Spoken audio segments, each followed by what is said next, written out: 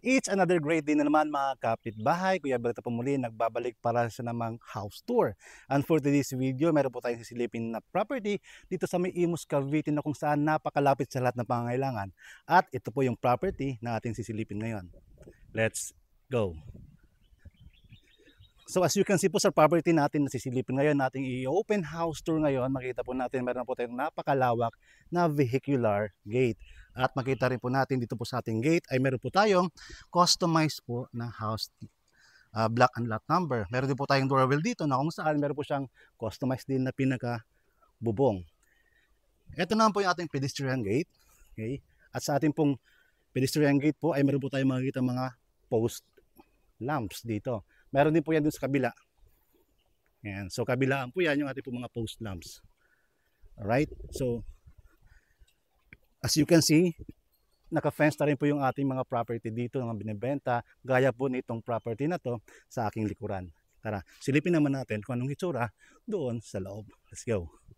At sa pagpasok po natin dito po sa ating pinaka main entrance po, sa ating pedestrian entrance, meron po tayo ditong mga 2 steps sa ating pong pinaka pathway. At ang ating pong tiles dito is non-skid tiles na rin po. Meron po tayong mga pocket gardens kabilaan at kasama na po yan sa ating turnover just in case ito yung kukunin nating property. Ang good news is, since ito ay garden, meron na po tayo ditong provided na water supply or faucet. Okay? So ito po, pagpasok po natin, meron na another step po. Papunta po sa pinaka main door na kung saan andyan yung camera natin ngayon. So ito po yung pinaka porch area natin. Right? So ngayon naman, silipin natin yung pinaka parking area. Let's go. And this is our parking area. Dito po sa ating parking area, kung makikita nyo, may roof na rin po siya kasi ito pinaka flooring ng second floor. At ito pong ating parking area is cash about 2 vehicles. Okay? At dito po sa ating parking area, andito na po yung mga pinaka-inlet or pinaka-access sa ating pong mga connections gaya ng internet, gaya ng cable, gaya ng telephone. Okay? At dito rin po sa parking area, mayroon pong provided na outlet ng kuryente just in case kakailangan natin ng mga activity o di kaya kakailangan natin ng mga bagay na mangailangan ng kuryente. So provided na rin po yan.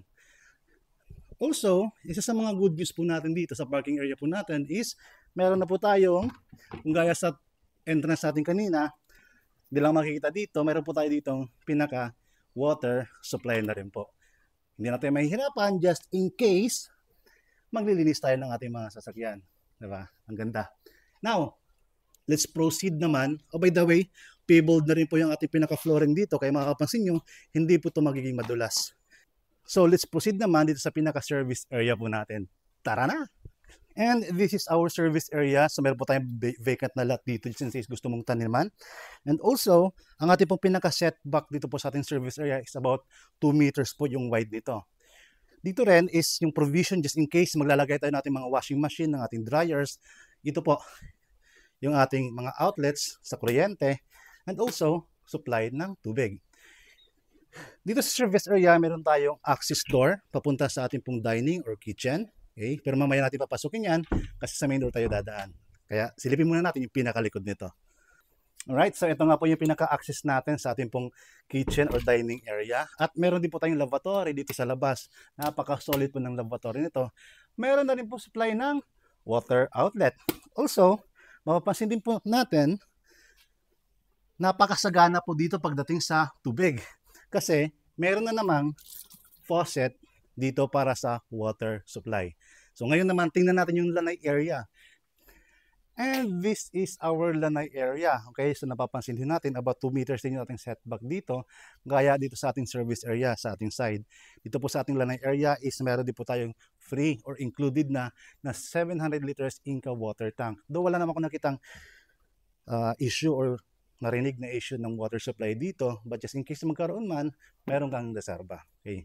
At ang ating pong flooring dito sa ating area na to is naka-paved na rin. Gaya doon sa may parking area at saka service area. At good news is, just in case makakaroon kayo ng mga pagtatanim, mahilig kayo magtanim ng anything, meron po tayong space dito na kung saan hindi nilagyan ng flooring. So ito po ay lupa. Medyo malawak po, malapad po itong ating pinakalanay area. Magiging extension po ito ng activities natin just in case magkaroon kayo ng activities in the near future. Ito pala yung ating access naman papunta sa dining area at sa living area. Ito po yung ating pinaka malawak, malapad na sliding door. Meron na rin po itong, ayan, net. Just in case gusto mong mahangin lamang, ayan. So walang papasok na mga insekto. Okay? But, hindi tayo dito papasok. Doon po tayo sa pinaka main door, entrada. Okay, let's go. And this is our main entrance, ang ating main door. Ito pong ating main door ay meron po tayong porch dito, okay? At ang ating pong main door is naka-digital lock na rin po ito. Okay. So ito po ay gawa sa solid wood. Ayan, kaya let's get inside. There you go. Ito po yung ating pinaka-living area. Mapapansin nyo, medyo malawak siya. Open layout din po kasi ito. Okay. Kung makikita nyo rin tong, ayan, yung nasa video ngayon, nasa screen ngayon, ito po yung lanay area kanina. Okay? Ito po yung lanay area. Ito po yung access natin. Ito po yung sliding door papunta doon sa bandang labas. And also, may design na din po yung ating mga pinaka-ceiling dito at naka-ready na rin, naka-set na rin ang ating mga ilaw. Okay? Ang ating pong tiles dito is 60 by 60.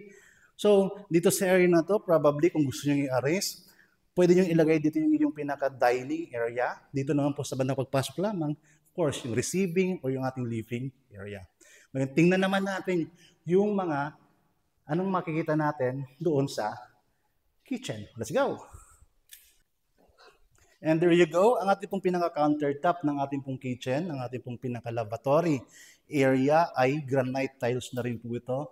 At meron po tayo mga nilagay na rin po na mga overhead or mga hanging cabinets. At saka of course, kasama na rin po yung mga base cabinets natin. And naka-tiles na rin po yung ating pong mga flooring pagdating po dito sa ating pong mga support or mga base cabinets. At ang nakalagay po natin dito ngayon is yung single bowl na water basin po natin. Dito din po sa ating pong pinaka-lababo is meron na po tayong mga available na mga saksakan. 1, 2, and 3. At ang ating naman box plus is mga tiles po na maliliit na patayo po yung ayos. And by the way, ang ating pong pinaka-great po dito is yung pull-out na faucet na. Okay? Yung nahihila-hila po natin, nahahatak-hatak. And also, just in case magkakaroon kayo ng mga gas range ninyo, di kayo yung mga countertop na mga oven, is meron na rin po tayong space dito. Ito po yung ating pinaka-access sa service area. Ayan. Door access po natin papunta sa service area. And by the way, bago ko makalimutan, dito po pala ay meron po tayong pinaka-mini stock room. Nakatiles na rin po ito kung anong flooring po dito sa ating pong dining, sa ating kitchen is yung po yung pinaka-tiles din pagdating doon sa loob. Hindi siya ganun kalakihan, pero napakalaking tulong nito in organizing our properties ng ating mga bagay-bagay. Okay? And dito po sa ground floor, meron po tayong pinaka-powder room, meron po tayong pinaka-bowl, at meron din po tayo dito sa lamina. At meron na rin po siyang bintana dito po sa ating ground floor powder room. Okay? Ngayon naman, ito po yung pinaka-bedroom dito sa ground floor. For some, ginagamit nila ito para sa kanilang mga kasambahay. For some naman is ideal ito just in case meron mga elderly na mga kasama tayo sa ating family. Yung hindi na kaya magpanik-panaw, mahihirapan ng panik-panaw. Andito po pala sa ating ground floor bedroom is meron na po tayo naka-hang na cabinets. At meron din po tayong sariling CR. Eto ho, ito yung maganda, meron sariling CR na rin, yung ating pong pinaka-ground floor na room. And also, ang ating pong pinaka-bathroom dito po sa area na to is naka-tiles na rin po from bottom to top. So naka-ceiling height na po yung mga tiles po natin dito. Meron din po ito shower, of course, may lababo din, may salamin, at ang kanyang pinaka-bowl. And also, meron na po tayong provision dito for our window type na aircon. So, tatanggalin lang po natin ito at isalpag yung ating aircon. Andito na rin po yung ating pinakasaksakan. Ito po yung window din po niya. So, meron pong sariling window yung ating pong room dito sa baba. Ito pong window na to is looking papunta doon sa ating car garage. So, this time naman, silipin natin yung ating pinaka-taas. Let's go sa second floor. Oh, teka. Wag muna sa second floor. Gusto ko muna, ito pala, isa sa pinaka-highlight dito. Ito pong vertical cladding, vertical designs, mga panel po natin dito na merong dalawang malalaking mirror na rin. Ito po ay ceiling height na. So giving us that accent na nagbibigay ng mas maluwag na feeling, maluwag na pakiramdam, maluwag na pagtingin dito sa area natin to. Look, ang ganda. And I think tapos na tayo sa ating tour dito sa first floor. Medyo madilim kasi parang paulan sa labas. I think it's time naman na silipin natin yung second floor. Saan nakikita nyo, no? Saan nakikita nyo yung pinapakita ko sa video kasi parang madilim sa labas eh. Wala po tayong gamit na ilaw dito. So ang nagbibigay sa atin is natural na ilaw gamit ang mga bintana to na napakalalapad. So kitang-kita nyo naman kahit paano medyo maliwanag. So ang ating pong pinahagdan ng ating pong mga threads, okay, ay gawa po sa solid wood. Apitong puto at ang kanyang pinaka-riser naman ay semento. Ito pong ating pong mga hand railings, combination po ng metal and wood. Tara. Dito pala sa ating pinakahagdanan, sa ating pinaka-staircase, meron po tayong napakalapad ho na mga bintana dito. Yung dalawa po sa taas is fixed na window po yan. Ito naman po is sliding. So nabubuksan po to. At meron natin po dati yung sliding net. And alright, so dito po sa ating pong second floor, pagpasok po natin dito, meron po tayong pinaka-space area. Ito po yung pinaka-hallway sa lahat ng mga kwarto po natin dito.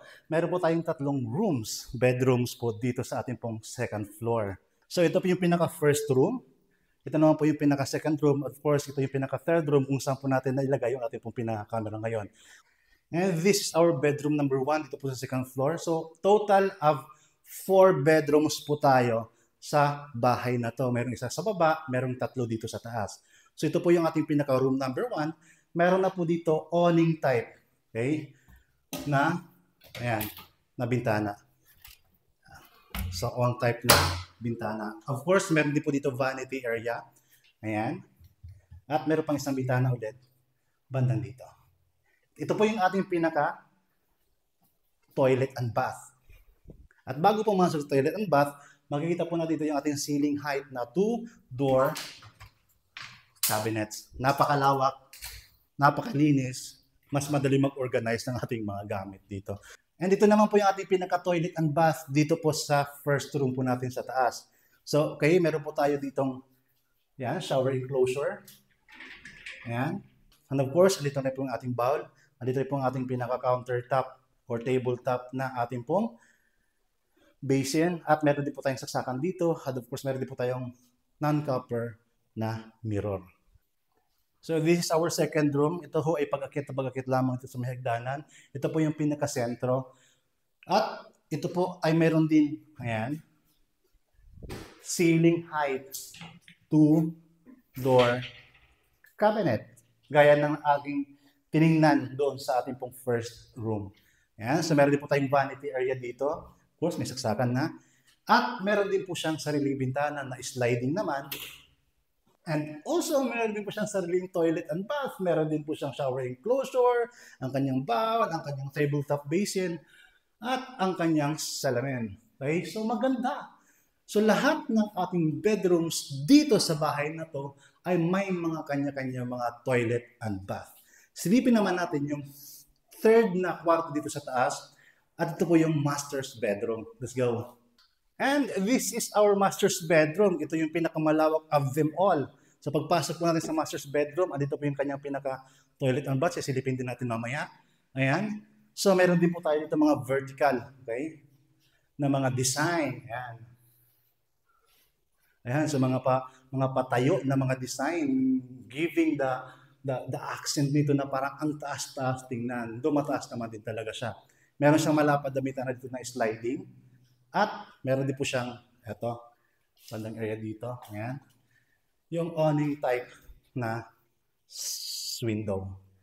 Okay. Then, dito po sa master's bedroom din, ayan, so meron pang additional na sliding window pag dito. Tapat naman siya ng pinaka cabinet po natin. Ayan. 3-door cabinet po natin. So ito yung pinakamalapad sa kanila. So may mga pull-out pa rin to. At ito, meron din siyang vanity area. Ayan, meron siyang salamin. Of course, yung top. At ito po ay, ayan, may pull-out drawer na rin po.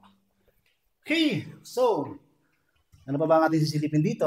Wala na. By the way, naka-vinyl na rin po yung ating mga flooring dito po sa taas. Lahat po yan hanggang doon sa second at first na bedroom. So ngayon naman, it's time for us to check what's inside sa ating pinaka toilet and bath dito sa master's bedroom. Tara!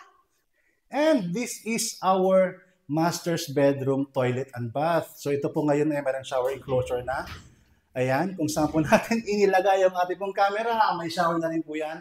And of course, ito may bowl. Meron din po tayong countertop, tabletop na basin dito. And of course, isa sa mga pinagmamalaki ng lahat, ang ating pong imported na bathtub. By the way, ang ating pong mga CR, ang ating pong mga bathroom po dito is nakatiles na rin po from floor to ceiling. And as of the making po, ang ating pong house value is nasa 11.2 million lamang po. Ito po ay napaka-accessible sa lahat ng ating pong pangangailangan, gaya ng market, gaya ng malls, schools, mga health facilities, at napakarami pang iba. At ang pinaka-main gate po ng community na to is along Aguinaldo Highway lamang po, kaya super duper accessible. Meron din po tayong access dito sa Danghari, just in case pumunta tayo sa South area, gaya ng Batangas, Laguna, at meron din po tayong access po sa Cavitex naman, just in case Manila area naman yung ating travel. And ang ating pong property na to ay meron pong lawak na 150 square meters sa lot area and about 199.9 square meter naman yung ating total developed na floor area. And so, ano pang hinihintay mo, kapitbahay ko, kung gusto mong makita ng personal ang bahay na to, contact mo na ang number ni Kuya Berto para masamahan kita sa iyong viewing dito sa napakaganda at napakaaliwalas na property na to. God bless and peace.